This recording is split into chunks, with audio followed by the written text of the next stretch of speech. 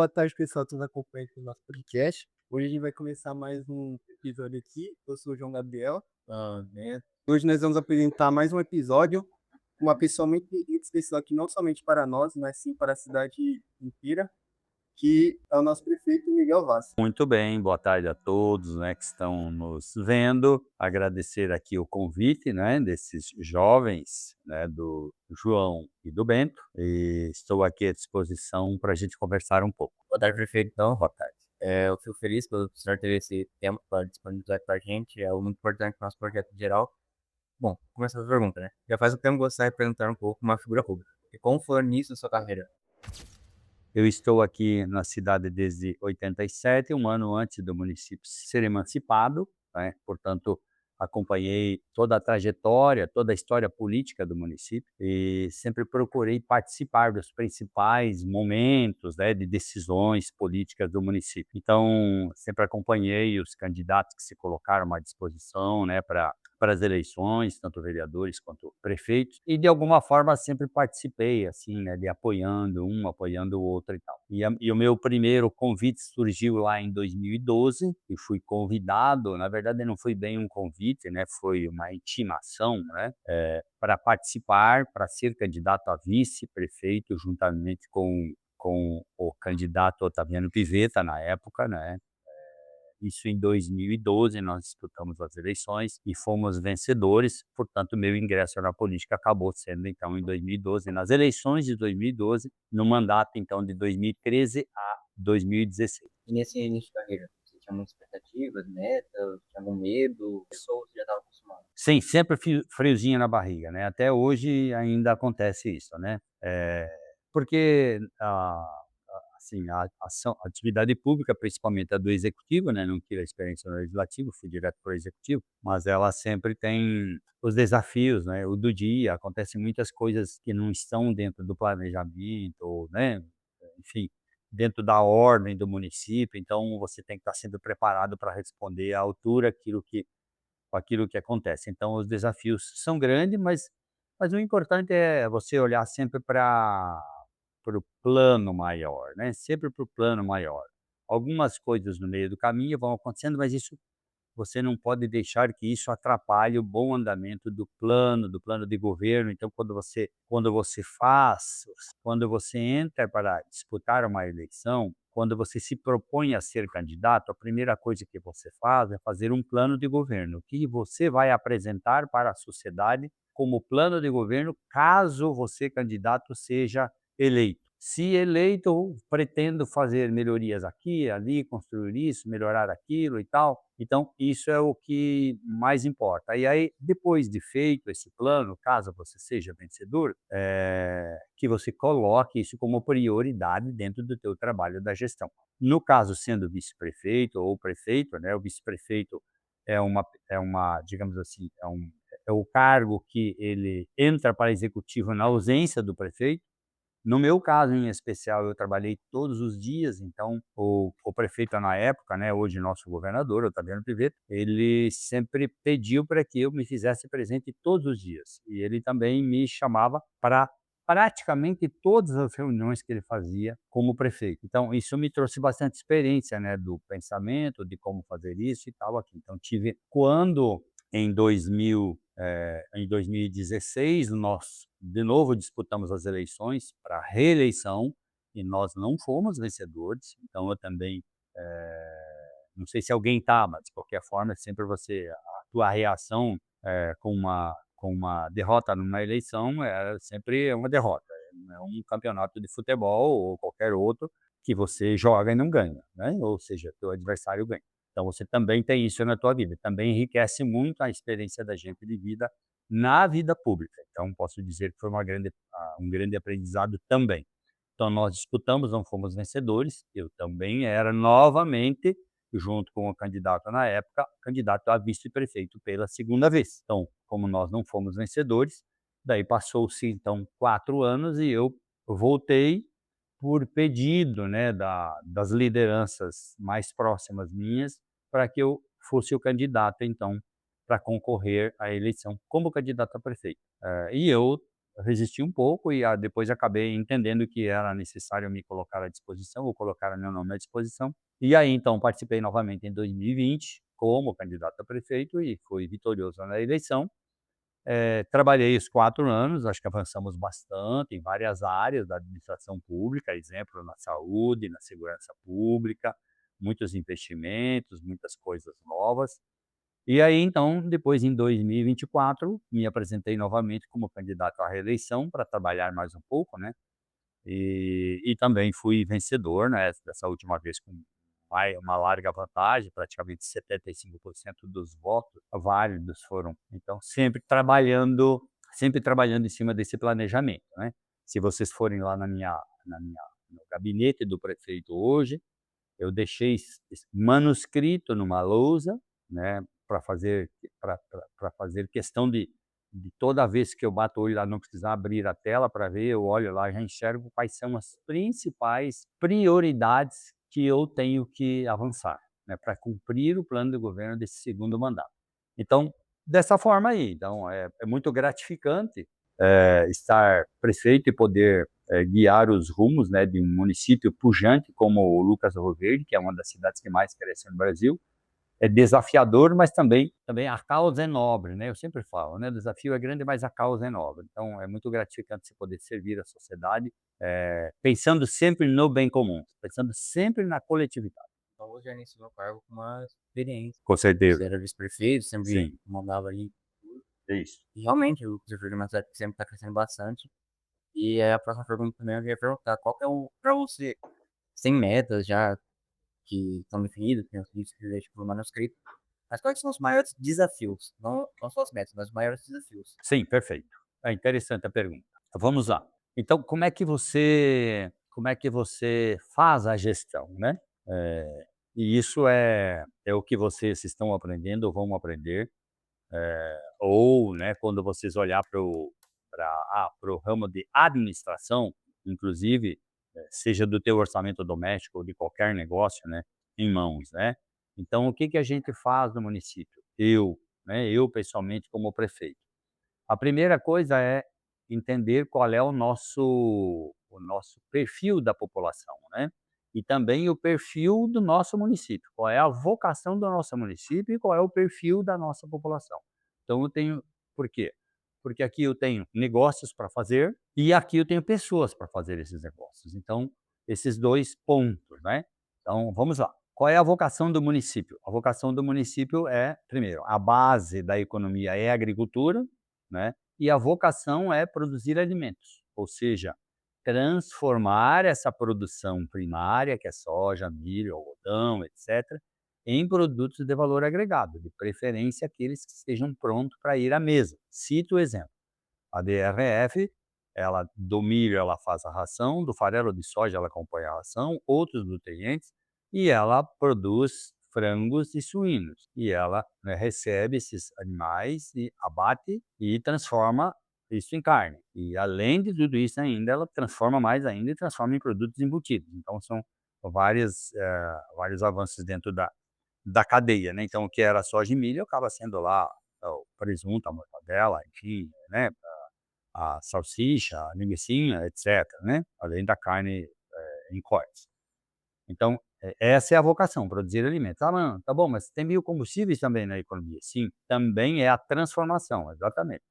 Então, por exemplo, o óleo de soja vira biodiesel, né, milho também, o amido do milho transforma se transforma em etanol, né, etanol exatamente com as mesmas especificações técnicas do etanol de milho, então você agrega valor na produção primária, certo? E aí então isso gera dentro da cadeia muitas oportunidades, não é só um emprego que está lá na fábrica, mas é o cara que está lá no comercial vendendo farelo, exportando farelo, importando produtos para a indústria e tal. Muito mais do que isso é o comércio, né, porque daí o comércio tem muitas pessoas aqui, o comércio cresce também, então desenvolve todo o sistema, toda a economia, né. Então um grande negócio desencadeia outros negócios, desencadeia, no comércio, no setor de serviços, o metalúrgico, né, enfim, daí as pessoas constroem casas, daí comércio de materiais de construção, enfim, os engenheiros, os arquitetos, então vai abrindo um leque muito grande. Então é muito importante entender isso, é o perfil da nossa economia, a nossa vocação do município, né, que é a base, como eu falei, é a agricultura. Do outro lado, então, você tem as pessoas. Então, nós temos quantos habitantes aqui no município? Nós temos 100.000 habitantes. Então, o prefeito precisa saber como é que são essas pessoas, qual é o perfil dessas pessoas. Então, como é que a gente faz isso? A gente faz pesquisas, não é?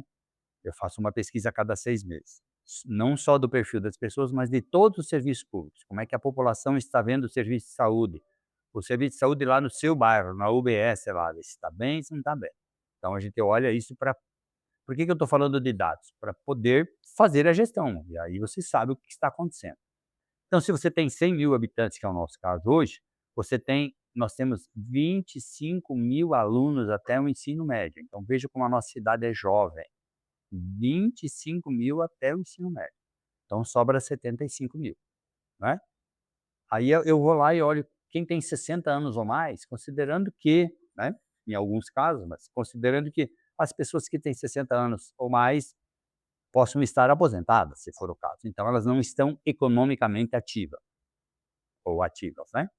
Então, tem aproximadamente 10.000. Então, eu tinha 75, agora eu tenho 65 entre 18, 17, 18 anos até 59 anos. Então, isso eu chamo do público economicamente ativo, é aquilo que borbulha todos os dias na nossa cidade, vai para cá, vai para lá, e corre aqui, corre ali, seja o comércio, seja o vendedor, seja o comprador, seja o mecânico, enfim, todas as profissões estão ali se movimentando. Bom, então eu tenho esse público. Aí eu olho, dentro da pesquisa, eu olho qual é o grau de escolaridade que eu tenho na população.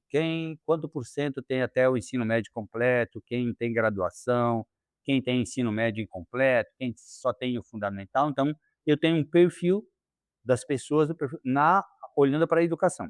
E aí mais um dado, daí eu olho e analiso o perfil da renda dessas pessoas. Quantas pessoas ganham de 1 a 3 salários mínimos, né? Quanto por cento das pessoas?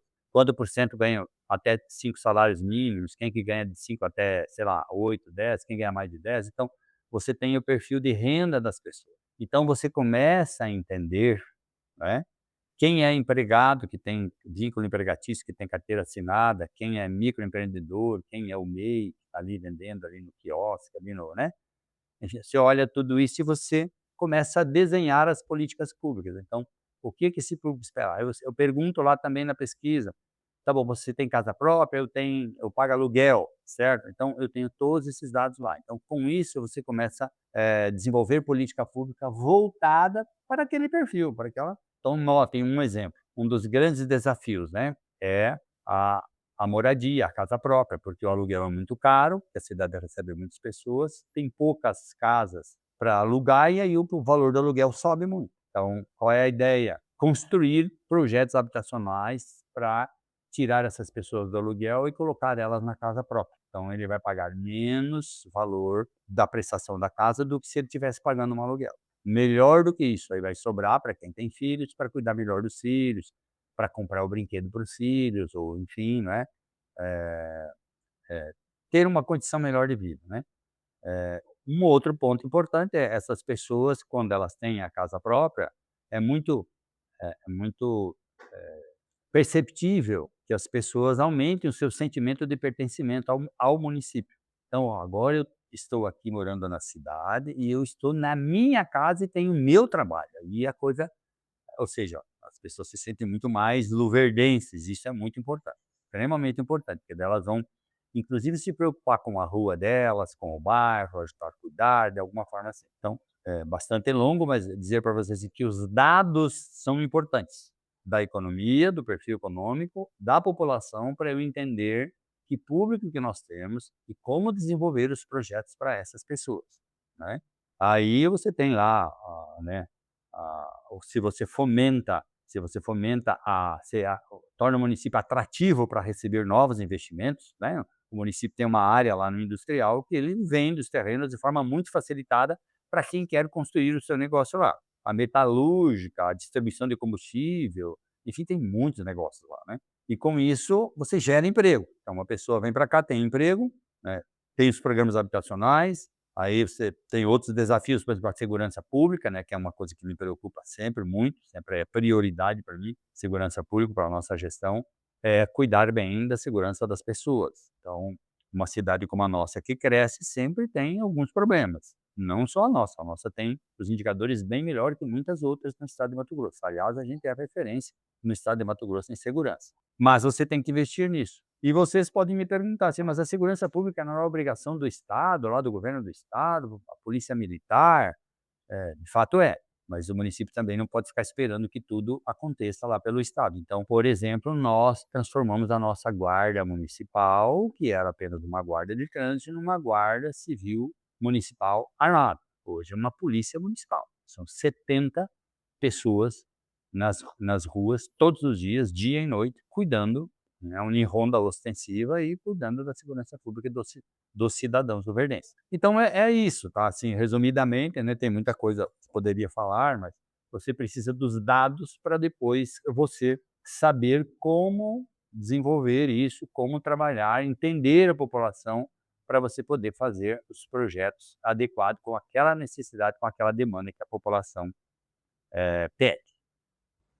E, assim, esses dados indicam que tá precisando, que tem necessidade, que os povos tá pedindo mais e para mexer em uma coisa acaba gerando muitas outras coisas como benefício ou resultado daquilo. Por exemplo, que nem o Perfeito? senhor falou, investir nesses lugares do um microempreendedor, um empreendedor já grande, e isso gera quanto? Turbilhão de coisa. Pode gerar empregos, empregos pode gerar casas, casas pode gerar famílias, famílias demandar saúde, segurança. Então, assim, qualquer coisa que mexer é uma coisa calculada, né? É Perfeitamente. uma coisa que sempre vira, vai virar outras. E assim, é, qualquer opinião, qualquer coisa que o senhor mexer ou qualquer demanda que o senhor fazer nunca vai agradar todo o público. Sem dúvida. Sempre vai ter público Bem que não vai colocado. gostar, sempre vai ter público que vai gostar muito. E eu queria saber como que é, que você falou, que perder faz parte, ninguém tá muito pronto para isso, mas é algo que faz parte que vem com muito aprendizado. Como que é para o senhor, às vezes, ouvir críticas, ou, tipo, porque é da mesma população, você ouve críticas e muitos elogios. Como que é fazer essa divisa? Bom, primeiro que você as críticas, elas sempre são bem-vindas, né, quando elas vêm de uma forma construtiva, né, você critica porque acha que aquilo não está bom, poderia ser melhor, né, de preferência, se a pessoa pudesse apontar: "Olha, se fosse assim, seria melhor", né. Então filtrar isso, né. Porque você recebe muitas críticas que não têm fundamento nenhum também, então você tem que conviver com isso. Então, você não pode entrar eventualmente na pilha da pessoa, não é, que está fazendo essa crítica, porque é contra ou alguma coisa assim, né, contra aquele projeto, enfim, e você sofrer por isso. Você não pode sofrer com as críticas, né, com às vezes com as quase ofensas que você recebe por meio das redes sociais. Então você não pode ficar muito focado lá ou ficar assim querendo estar toda hora entendendo isso, porque senão você não trabalha, senão você vai acabar sofrendo mais do que então você deixa isso de lado e segue o rumo. Claro que aquilo que é importante ser destacado, né, todas as críticas ou pedidos ou reclamações que a gente recebe, todas elas são encaminhadas para cada uma das secretarias para que a secretaria responda isso. "Ah, por que que não abriu o PSF meia hora antes?", né, ou a UBS meia hora antes. Então a secretaria vai explicar lá, o senhor, o seu João lá que pediu, ou a dona Maria. A dona Maria perguntou, ela falou: "Não podia abrir às 6h30", ó, não pode por conta disso, porque senão tem que pagar meia hora extra, porque os servidores públicos também têm horário para trabalhar, e assim sucessivamente, então a UBS abre às 7h, fecha a tal hora, então isso é suficiente para atender X pessoas por dia, tantas consultas médicas e assim por diante. Então você sempre dá a explicação para não deixar a pessoa sem resposta, esse é o nosso sempre a maior preocupação.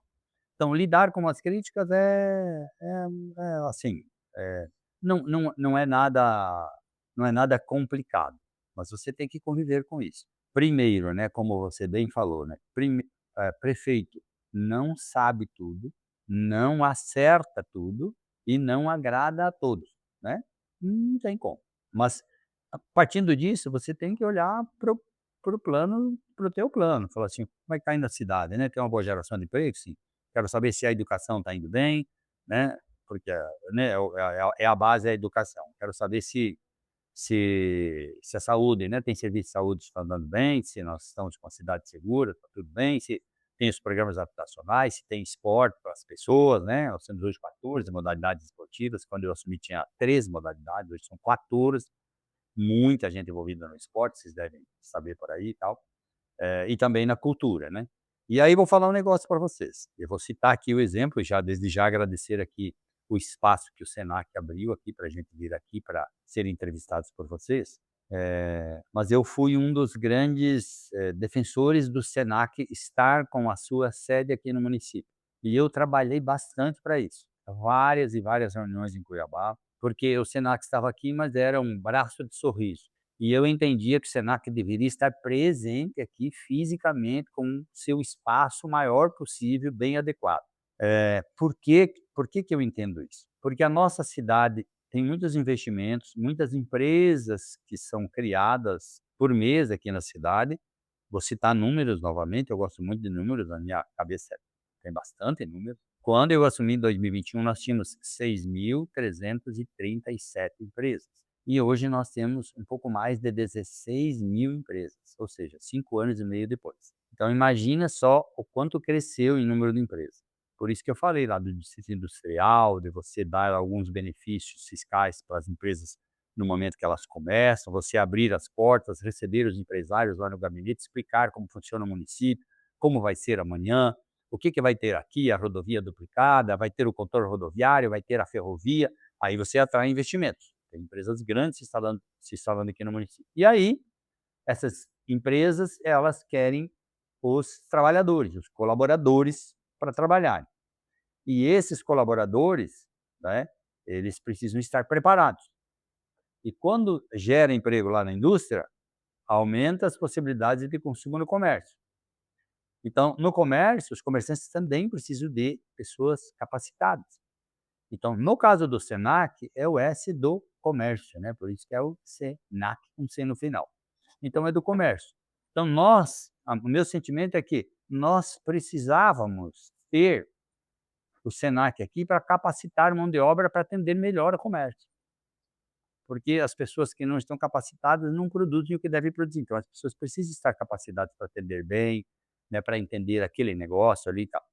Então por isso, então, como a gente fez com o Senac, nós também fizemos com o Senat, que é lá perto na 449 lá, que tem o Sesc Senat, né, a mesma coisa que o Sesc Senat.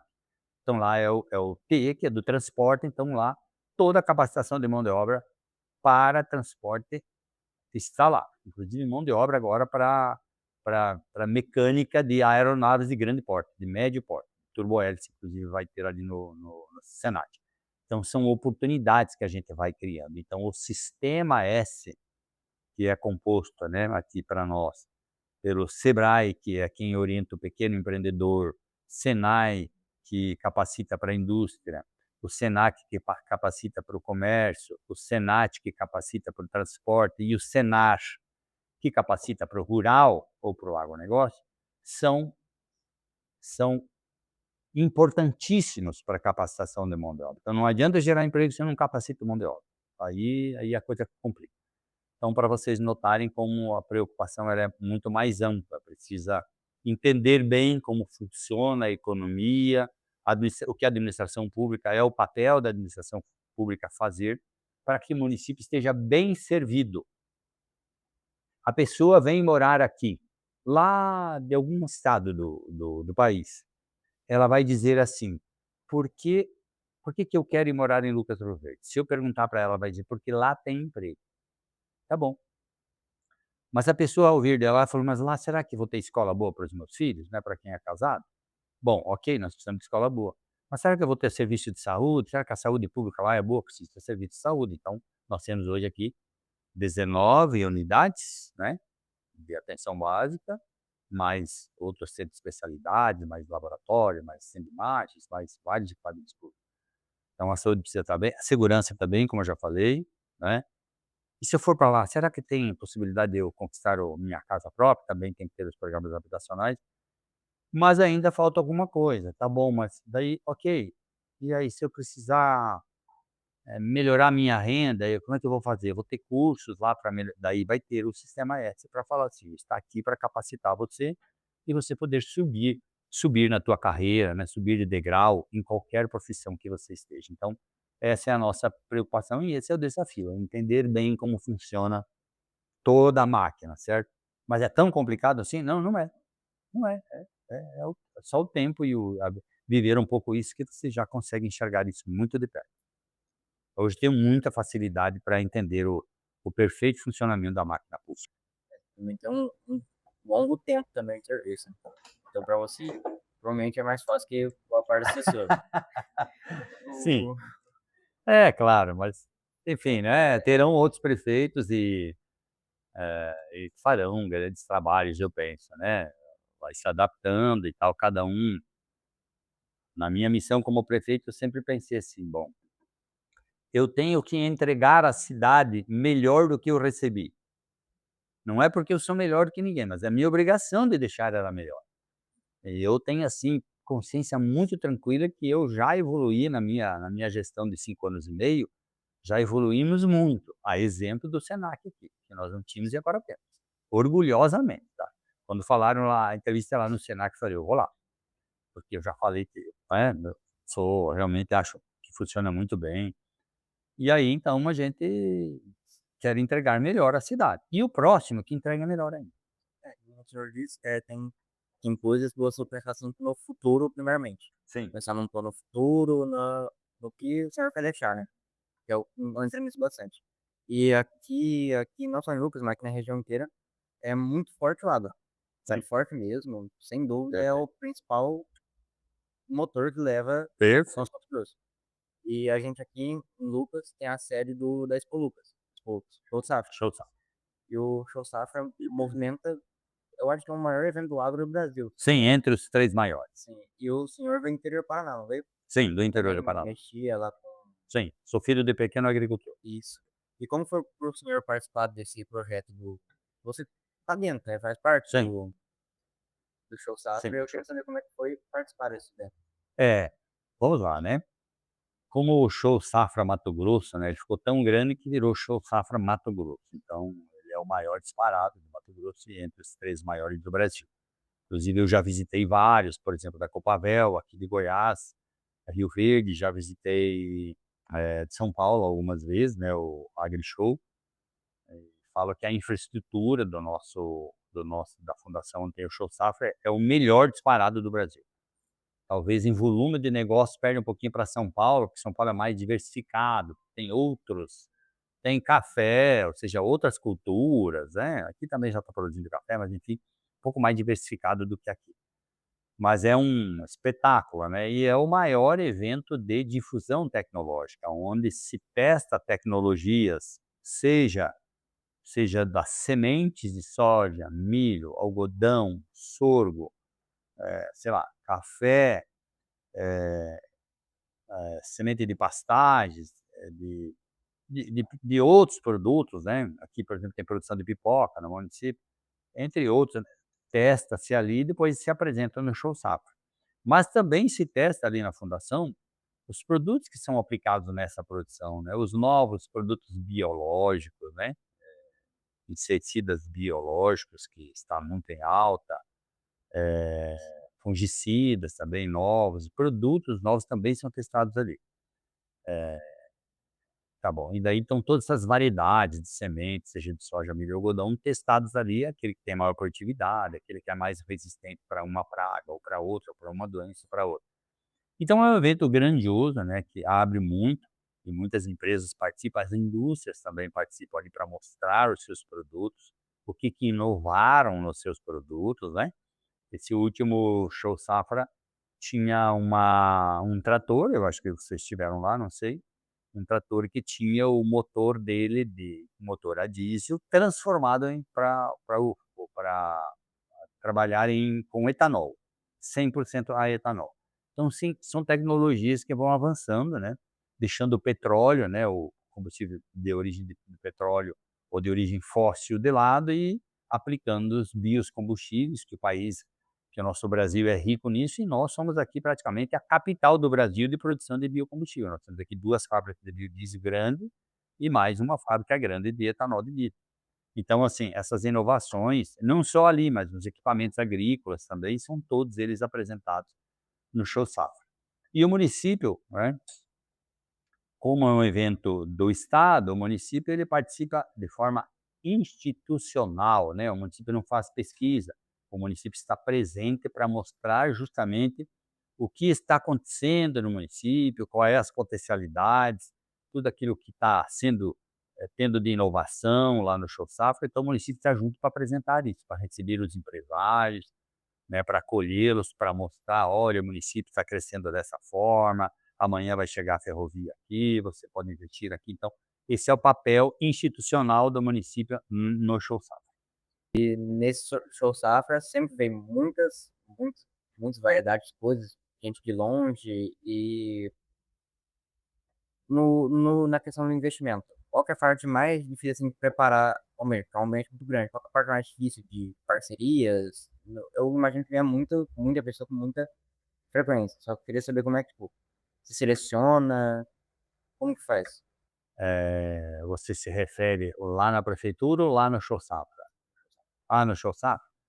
Bom, primeiro que você não consegue falar com todas as pessoas, né, são mais de 600 expositores lá, não tem, é impossível visitar todos.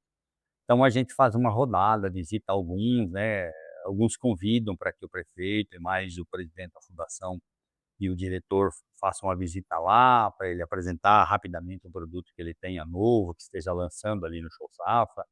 Então a gente faz essas visitas pontuais e participa das palestras, a maioria, uma boa parte delas, né, dos painéis que tem lá, para ver os principais eventos que estão acontecendo e também os principais temas que estão sendo discutidos dentro do agronegócio, que é o propósito do Show Safra. Então, é dessa forma assim, mas é impossível você, por exemplo, visitar todos, é impossível mesmo, não tem como, você tem que ficar mais à disposição de cumprir esse papel de receber aqueles que vêm lá no stand da prefeitura, que normalmente é junto com o governo do estado, né, normalmente recebe visita de governador, recebe visita de senadores, de deputados federais, deputados estaduais, prefeitos da região, então fica muito mais nesse ambiente de político, né, de receber as pessoas e falar com o que está acontecendo, enfim, mostrar um pouco do município, apresentar sempre o município para quem, principalmente para quem vem de fora. Tem alguma pergunta? Não, tá me preocupa assim, cabeça que tá do senhor. Mas a gente, conjunto aqui de todos da sala desse com sua participação aqui. Agora nós vamos dar continuidade aqui a mais algumas perguntas assim. A Ah, gente tá vai bom. estar assistindo aqui, agradecer muito a do senhor aqui, porque esse momento de conversa com o senhor. Tá E bem? eu queria também ressaltar que aqui a gente está fazendo parte do projeto Jovem Aprendiz, né? Perfeito. E a gente representa algumas empresas. Por exemplo, eu trabalho pela Ásia, faço pela Ásia, aqui Isso da literatura história, na Terra, Uhum. temos Maranhão, espanhol, Paiol, Paiol é uma distribuidora de insumos. o que mais temos por aí? Peraí, Paraná, Paraná é materiais de construção. Farmácia, é mais do Carlinhos, Farmácia do Carlinho. Tudo bem. tem Renner, tem mais o que? Preciso que falem. Avenida, Avenida, a Sofer. Que legal, muito bem diversificado aqui. A gente tem bastante empresas que já são parceiras com a gente. Sim. E se eu conseguiria dar um recado ou convite, enfim, algum incentivo para aquelas empresas que não conhecem ou não fazem parte aqui do projeto Jovem Aprendiz? Com certeza. O meu recado é muito simples, tá? Para que as empresas possam visitar e conhecer o projeto ou o programa Jovem Aprendiz aqui do Senac. É muito importante para vocês, empresários, que vocês entendam esse programa, porque nada melhor que um empresário que tem um comércio, enfim, ele possa capacitar o jovem que vai estar aqui no Senac aprendendo e na prática estando lá no seu comércio. Isso é um ganho extraordinário, né. Eu como empresário já há muitos anos aqui no município, desde de 96, eu sempre procurei fazer as parcerias com o Sistema S, na época inclusive com o Senac, com o Senai, justamente para trazer jovens aprendizes para dentro da empresa. E vou citar exemplos, tá? Eu tenho exemplos de 2 situações que um deles hoje é presidente da empresa e era jovem aprendiz, tá? E o outro, foi jovem aprendiz, foi contador geral da empresa e hoje também está independente com escritório, também como empresário. Então histórias de muito sucesso. E vocês, jovem, o programa é espetacular, porque vocês aprendem aqui a teoria e lá a prática, então é sensacional para os 2. Mas eu recomendo para todos os empresários que façam parte desse projeto importante do Jovem Aprendiz.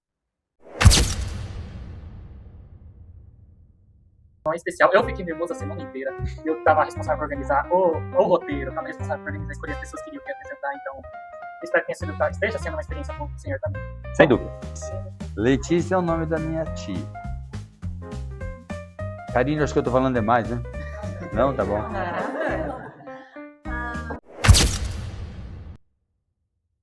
Vamos iniciar então esse podcast aqui, que a Letícia vai começar agora o nosso bloco.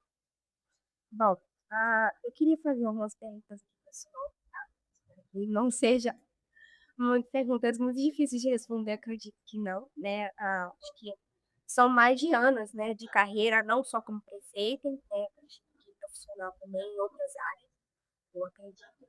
E eu queria saber um pouco mais em que momento surgiu o interesse pela vida pública, assim, como pessoa, pela gestão pública, em que fez o senhor se interessar pela gestão pública. Bom, ok, eu como empresário na época, né, bom, eu vou voltar um pouquinho. Quando eu vim para Mato Grosso, como falei, em 87, eu era um colaborador de uma empresa. Essa empresa era essas empresas que compra soja e exporta a soja e esmaga a soja, né, como as empresas que tem por aí de armazéns. E eu era na época eu vim do estado, eu estava trabalhando em Santa Catarina, né, e pedi transferência para cá, que ainda estava muito no começo, e acabei sendo agraciado, digamos assim, né, para vir para cá e vim para cá, e então eu era um trabalhador de carteira assinada, com muito orgulho. Tenho 2 carteiras de trabalho, uma delas preencheu toda e a outra ficou pela metade, mas eu guardo elas bem. E depois lá então em 93, 94, 93, 94 eu passei a ser empresário da área rural, né, plantar soja. Na época começando a plantar soja, normalmente nem plantio de milho tinha, era só soja mesmo. Então comecei no ramo rural, e aí em 96 no ramo comercial, daí construindo armazéns e comprando soja e vendendo insumos agrícolas. Então a experiência de empresário junto, então empresário rural e o empresário do comércio. E aí esse comércio acabou ficando grande e aí nós entramos para a indústria, né, certo? Foi a primeira fábrica de biodiesel que foi construída no município, tive a grande satisfação de desenhar isso, de pensar, de viajar, de ir em busca de inovação, que é o que vocês estão olhando aqui para o futuro. Viajei 2 vezes para Alemanha, para Espanha, para conhecer projetos de fábricas na Europa, para trazer para o Brasil. De fato, decidimos por trazer uma tecnologia da Alemanha na época. Então, assim, ampliou muito os horizontes, né, como empresário e muito desafio, né. E eu não sabia nem direito apresentar a empresa, certo. Então, não tem nenhum problema você dar o friozinho na barriga aí, ter que ficar um pouco preocupado, porque isso é muito comum com qualquer ser humano, tá. Então a experiência como empresário sempre me fazia, olhar também para a gestão pública, né, para ver como o gestor público estava enxergando. Será que ele estava vendo que o município ia crescer, que ia ficar grande, que já estava industrializando, agregando valor? Então, isso sempre era uma preocupação. Olha, nós temos que ter prefeitos que enxergue a cidade, que possa fazer a cidade crescer, atrair novas indústrias, correr atrás, né? Trazer o Senac para a cidade, enfim, para que a coisa ande bem, né, essa visão empresarial para desenhar sempre puxando o braço lá para o futuro, né, para que a cidade possa crescer e possa oferecer oportunidade para as pessoas.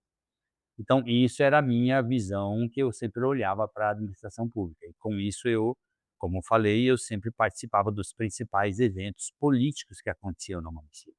E aí dava lá as minhas sugestões, era bastante com bastante frequência eu conversava com os prefeitos da época, né, os prefeitos também me chamavam, eu também vinha até a prefeitura para falar de vez em quando, para ficar inteirado de qual era o movimento também da gestão pública, né, não só dos empresários, mas como a gestão pública estava vendo. Então essa relação é que as pessoas podem construir com o poder público, o empresário pode e deve saber o que está acontecendo na gestão pública para onde o município vai. É por isso que tem associação comercial, por exemplo, que é a Silver, né? Tem a CDL dos lojistas também, que estão sempre representando os empresários dessas atividades e sempre participam das ações públicas. Para a gente se inteirando e opinando também, sugerindo e tal, né? Então, sempre de uma forma bem, né, bem, de uma forma colaborativa, né? Dá para fazer crítica à vontade, não tem problema, as críticas são importantes, mas quando se coloca a crítica, fazer a crítica, falar: "Olha, por que não assim? Por que não diferente do que está sendo feito?", né.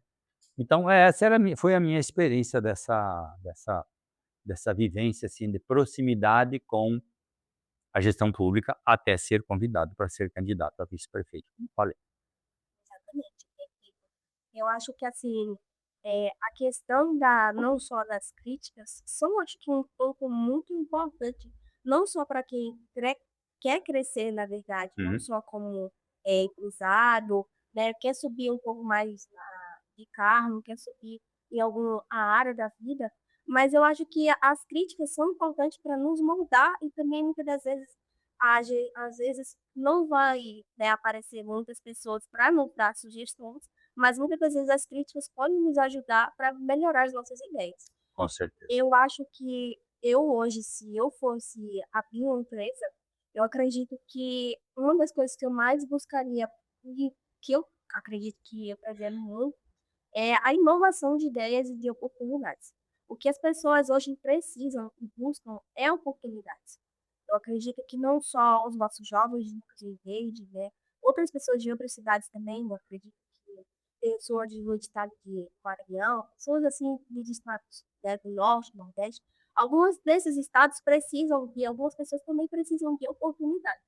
E essas oportunidades nem sempre são oferecidas, né, nos estados que eles moram, né, estado de residência, né, não sei.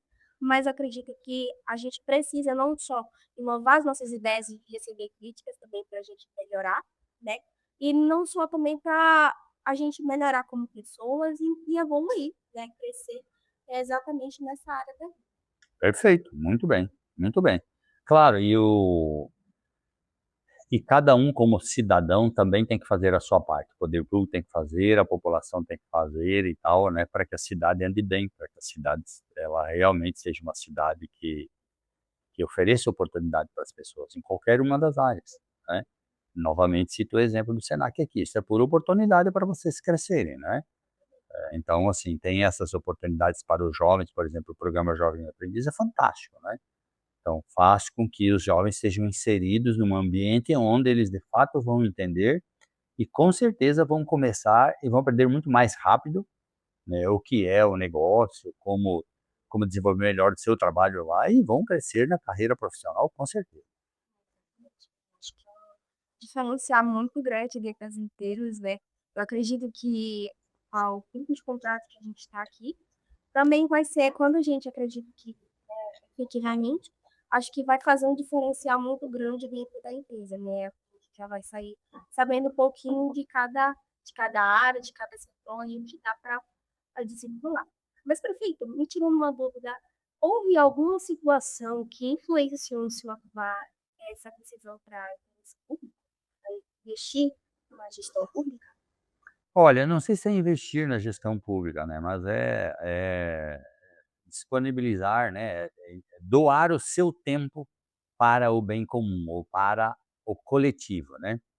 Prefeito não ganha dinheiro, o salário de prefeito é bem, eu não sei se é pouco, se não é pouco, né, isso eu não sei, cada um, o pouco seu pode ser diferente do pouco meu, mas enfim, assim, não é o dinheiro de prefeito, e sim o quanto a gente pode contribuir na gestão pública, porque a gestão pública, ela define sempre o rumo do município, ou do estado, ou da nação, né.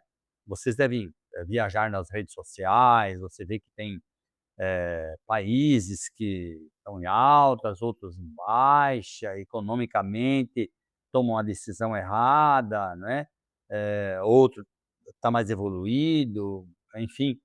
Por quê? É porque caiu do céu alguma coisa? Não, é porque as decisões, né, de governo, elas fizeram uma diferença. Quando eu falo decisões de governo, pode ser governo federal, governo estadual ou governo municipal. Então, vou citar um exemplo, que evidencia bem, que esclarece bem isso. O município de Lucas do Rio Verde, ele tem uma área, eu vou falar em hectares, uma área de 364.000 hectares.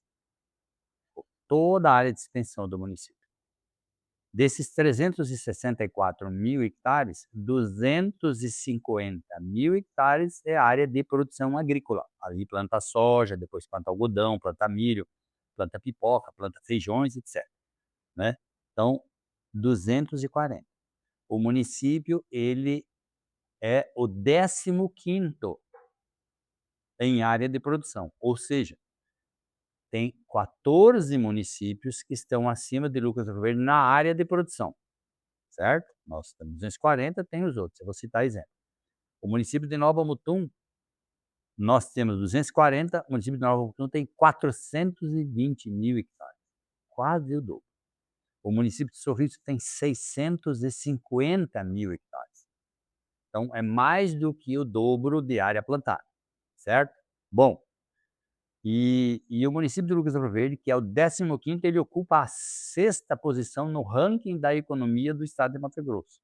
Ou seja, nós perdemos para Cuiabá, que é a capital, para Várzea Grande, para Rondonópolis, para Sinop e para Sorriso, na economia.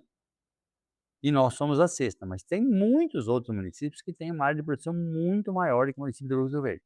O que aconteceu aqui?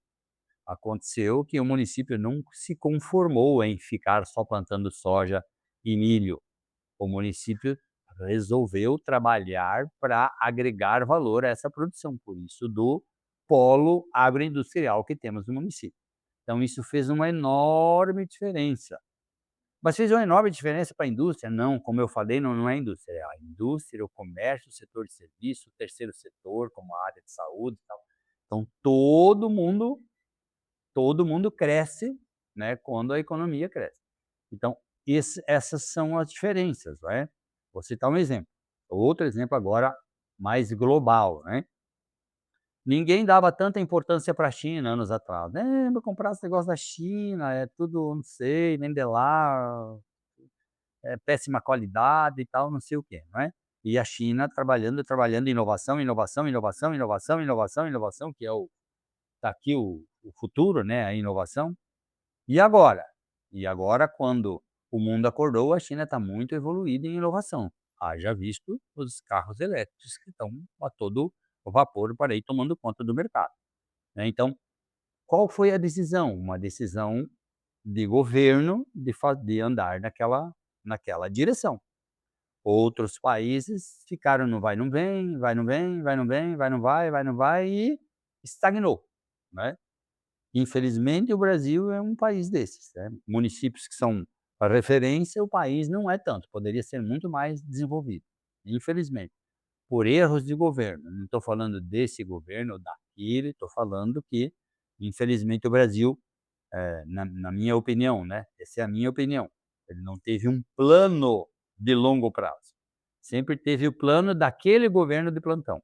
Nós aqui, eu já falei várias vezes, né, aqui a gente sempre deixa a visão de futuro para os próximos 10, 20, 30, 40 anos.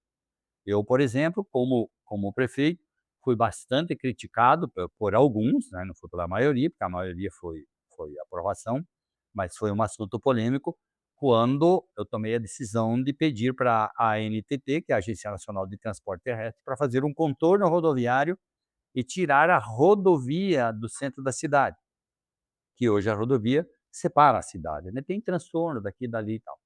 Por quê? Porque quando chegar a ferrovia aqui, é impossível o número de caminhões que vai aumentar aqui ficar com a rodovia no centro da cidade. Muita gente, alguns, se colocaram contra. Mas qual é a visão? A visão é de longo prazo. Eu sei que isso vai acontecer, eu sei que vai ficar melhor, eu sei que dá para transformar hoje a rodovia numa linda avenida, né? O projeto está caminhando já, e que vai ser muito melhor para nós. No futuro, daqui a pouco. Eu já não estarei mais no mandato, mas é uma decisão que vai refletir lá na frente. Então essa é a preocupação, e isso, eu diria assim, são as ações de governo que fazem a diferença.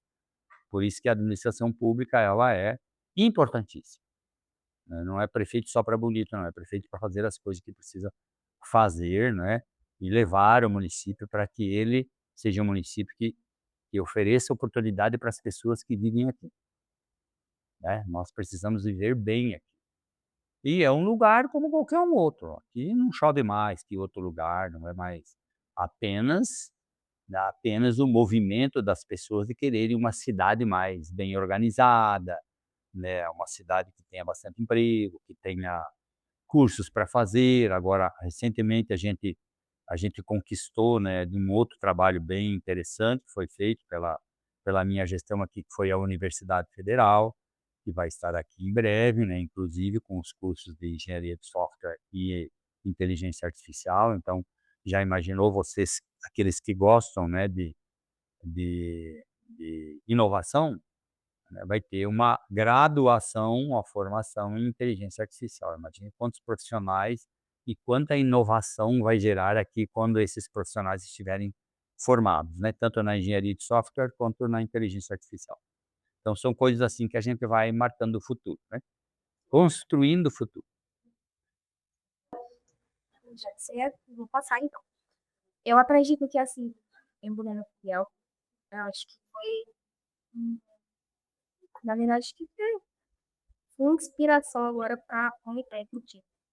Eu acho que a questão de longo prazo não serve só para o futuro, mas serve também para longo prazo daqui 5 anos, acho que serve também para um legado lá para 20, daqui a 40, 30 anos. Eu acho que o legado, ele é algo muito importante para não só para a nossa geração futura, nossa geração presente, e eu acho que faz uma diferença muito grande quando a gente quebra ciclos e a gente faz a diferença para as pessoas. Eu acho que a gestão pública, ela não é só a questão de inovações, de mudanças e de melhorias para a população. Acredito que também é uma melhoria para futuras gerações, futuros legados, e eu acho que isso marca uma geração assim, não só daqui a 5, 6 anos, uma geração de 5, 6 anos, mas uma geração inteira. Eu acredito que a gestão pública ela vai ir mais além do que a gente fazer aquilo para melhorar não só a nossa vida, mas também a vida de outras pessoas. Vai muito além de melhorar também a qualidade de vida de outras pessoas que muitas das vezes nem existir no mundo ainda existe, mas vai existir. Perfeito, muito bem, muito bom, muito boa a sua colocação. Bom, eu vou agora para algumas perguntas que, vamos dizer assim, que foram mais experiências ou dificuldades que você já passou. Qual foram, por exemplo, no início da sua carreira como prefeito, qual foi a sua maior dificuldade que você já teve? No início da carreira? É, Olha, teve vários desafios, né, vários desafios, várias decisões que de vez em quando a gente para pensar, assim, se vai ou não vai, né. Então tem situações muito atípicas, né.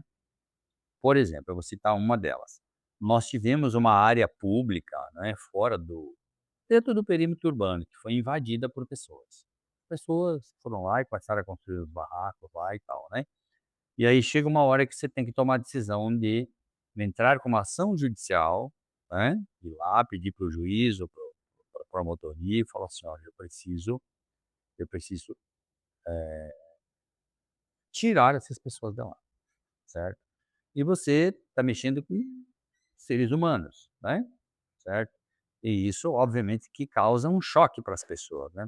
Claro que elas invadiram uma área pública, que é ilegal, é crime, né, cometeram um crime, portanto, e que a gente tem que fazer o chamado despejo das pessoas de lá, né. Então isso causa um impacto, assim, que choca um pouco a gente, certamente chocou as pessoas e tal, mas é preciso fazer. É preciso fazer, porque senão a cidade cresce completamente desordenada. Então, como é um bem público, é um bem de todos, não pode ser de um e não pode ser tomado por algum, não é. Então a ordem pública precisa prevalecer, tem lei para isso. Então essas decisões são difíceis de tomar, mas têm que ser tomadas, tá certo? Tem que ir para cima, tem que ir lá e tal. Então, aí vai dar polícia, vai dar alguns enfrentamentos, algumas resistências e tal. Então, isso são situações que a gente fica um tanto quanto, né, tenso para tomar, né. Cito essa aqui, outras situações tá bom, por exemplo, eu falei agora há pouco, né, do contorno rodoviário, da rodovia. Muda ou não muda, né? Se você ficar ouvindo muito, você acaba falando assim: "Ah, acho que é melhor não mudar". E aí é que mora o é aí que mora o perigo, né.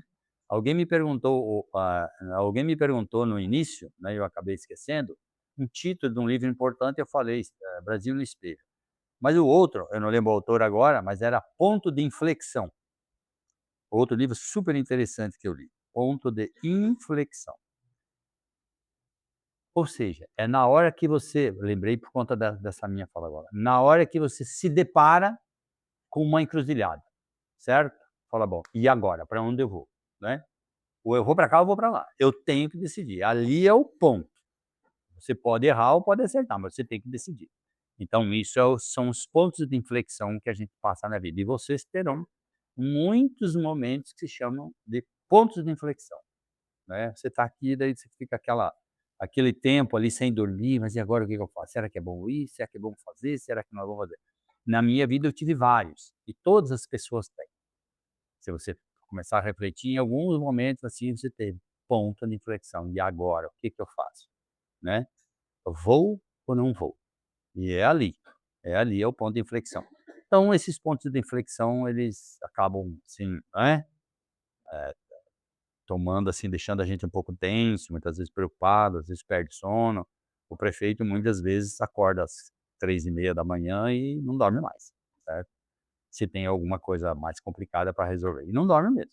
Ainda bem que eu procuro dormir cedo, né, todos os dias eu acordo às 5h, mas se tiver alguma coisa que me deixa preocupado, assim, que precisa resolver, se acordar às 3h30 não dorme mais. Mas eu não quero assustar ninguém, tá. Ser prefeito também não tira pedaço de ninguém, é super interessante, é super gratificante, né. Gratificante é você ser escolhido pelas pessoas da cidade que você vive, que você trabalhou ali, que você gosta de viver ali, ser escolhido para fazer a gestão pública dessa cidade. É muito gratificante. Eu quero dizer isso para incentivar vocês, que vocês podem ser prefeito, prefeita, enfim, né, não tem nenhum problema. Bem, uma outra pergunta que eu gostaria de fazer, que geralmente praticamente estava na minha cabeça, é: qual legado o senhor quer deixar essa cidade? Olha, o legado é de transformar a cidade, de deixar a cidade mais aberta para a oportunidade para as pessoas, tá. E eu citei vários exemplos aqui, Universidade Federal, contorno rodoviário, deixar pronto para ferrovia, essa visão de futuro, né, deixar todo o sistema S preparado, que já está na cidade para qualificar pessoas, são vários pontos de legado. Eu acho que quando vencer o meu tempo de prefeito, que é daqui a 2 anos e meio, eu não sei se as pessoas vão lembrar especificamente de um legado, de um prédio ou de um projeto que o prefeito deixou, né. Eu acho que serão várias frentes, um conjunto de ações, um conjunto de melhorias que eu acredito que a população possa entender que a cidade avançou nesse sentido. Durante a sua gestão pública, houve algum momento específico que fez o senhor enxergar a gestão pública com mais humanidade, com mais empatia, assim, não só pelas pessoas ou por alguma situação que fez essa diferença? Sim, Muitos momentos, não algum, possivelmente, mas muitos momentos, né. Quando você olha para as pessoas, eu falei antes da população, né, você tem 100.000 pessoas, tem o perfil econômico, né, das pessoas, e nós temos muitas pessoas aqui, por exemplo, que não tem uma casa para morar, que não tem dinheiro para financiar uma casa, que muitas vezes não tem aluguel, então tem pessoas com bastante dificuldade, a gente chama isso de um estado mais elevado de vulnerabilidade social, certo? Então, você tem que dar uma atenção para essas pessoas, porque elas vivem aqui também. Então, você tem que estar sempre aberto para ouvir as pessoas, entender o que elas estão passando. E claro, né, o município não pode pegar lá o dinheiro que está lá, que é de todos, e lá comprar uma casa para a pessoa e entregar para a pessoa. Não, existem os programas e cada programa tem seu público de alcance, né? Por exemplo, o governo do estado abriu um projeto para fazer 50 casas para pessoas extremamente vulneráveis, pessoas que não tinham condições nem de financiar uma casa. E nós construímos 50 casas. Então o governo do estado, ele aportou o dinheiro para fazer a casa, o município, ele colocou o terreno com água, luz, pavimentação asfáltica, rede de esgoto, fez toda a infraestrutura e doou o terreno, e o município ainda fez o processo para a construção da casa. Então, foram 50 casas que foram doadas para a família, em estado de bastante elevado de vulnerabilidade. Essas famílias estão lá e melhoraram consideravelmente de vida. Dá para resolver o problema de todo mundo? Impossível, impossível, mesmo que você tenha vontade. Mas assim, ter essa empatia, ter essa, eu diria que, se compadecer talvez, se colocar no lugar do outro, para você, né, para você se sensibilizar, e de que também não é só flores, né, a vida não é só flores. Eu sempre falo que a vida é como se fosse, ou alguns falam: "A vida não é só rosas", né. Não, a vida não é só rosas, a vida é um pé de rosas. Tem bastante espinhos e cada pouco ali tem flores bonitas também, entendeu. Então é mais ou menos isso, e a nossa sociedade é assim. Então, o que você precisa é saber entender e como lidar com as pessoas. E ninguém é melhor do que ninguém. Você precisa ser sensível, porque qualquer pessoa, né, pode contribuir ou pode merece a atenção do gestor público. Qualquer pessoa merece atenção. Nós entender não só a situação, né, simpatizar pela vulnerabilidade do outro, mas entender aquilo que as pessoas passam e aquilo que elas necessitam, né. E para a gente encerrar, eu queria perguntar para o senhor qual conselho o senhor deixa de hoje para os nossos jovens, né, que estão nos assistindo, não só a nossa população, mas qual conselho o senhor deixaria hoje para os jovens que querem começar ou querem investir ou pensam em seguir a carreira de gestão?